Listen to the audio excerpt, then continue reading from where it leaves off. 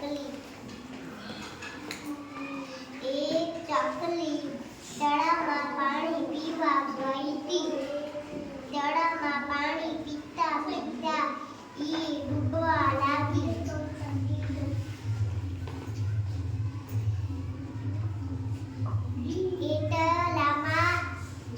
એટલામાં બિલાડી આવી.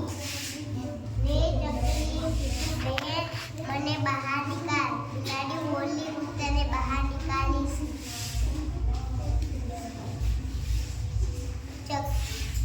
ચકલી બિલાડી બહાર નીકાળીને ચોકલેટ બિલાડી કે મને લાય હું ખાઉં. ચકલી બોલી ના બેટા, મારા પીછા તારા મોઢામાં પચી જશે. બિલાડી રાહ જોતા જોતા સૂઈ ગઈ. ચકલી પર કટકી ઉડીને જતી રહી. સરસ.